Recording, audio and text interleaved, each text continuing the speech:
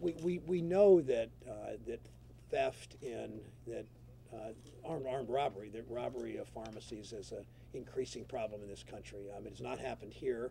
It's happened a couple of robberies not that long ago in Lenawee County pharmacies, and it's happening in too many cases all around the state.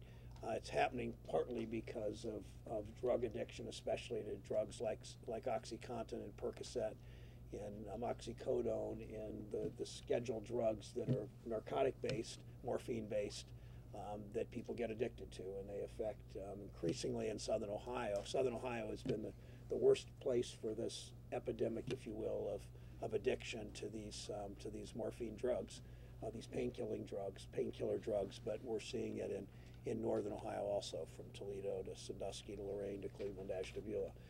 And there are a number of things we need to do to meet this potential problem at pharmacies all over the country, and particularly in our state.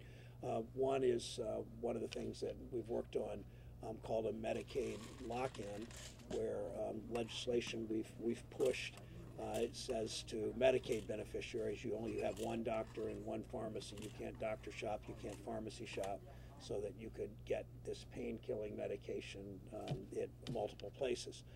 The drugs that people are likely to steal are those drugs that do have those addictions, that are legal drugs that are helpful to many in our country. People that have traumatic injuries, car accidents, surgery, and need OxyContin or need oxycodone or need Percocets or Vicodin, those morphine-based drugs. They're legal, they should be legal, but we've got to make sure that to try to deal with the problems of addiction and try to deal with the problems of robbery beyond that. In addition to Medicaid lock-in, we need to do better with substance abuse counseling services, particularly in face of budget cuts. What we're here today to talk about, though, is our legislation, the Safe Doses Act, which stands for Strengthening and Focusing Enforcement to Deter Organized Stealing and Enhance Safety, the Safe Doses Act. And what that legislation does is increase the penalties for robbery at a pharmacy, at fencing those that sell and then resell these drugs at huge profits, because the street value increasingly high and profitable.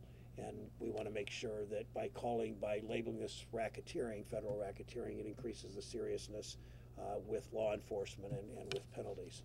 So that's the point of this legislation. It's passed the House, it's passed the Senate Judiciary Committee. I was one of the main primary sponsors of it back in 2011. We're hopeful that the Senate moves on it when we go back to session next month. So for 5 years now.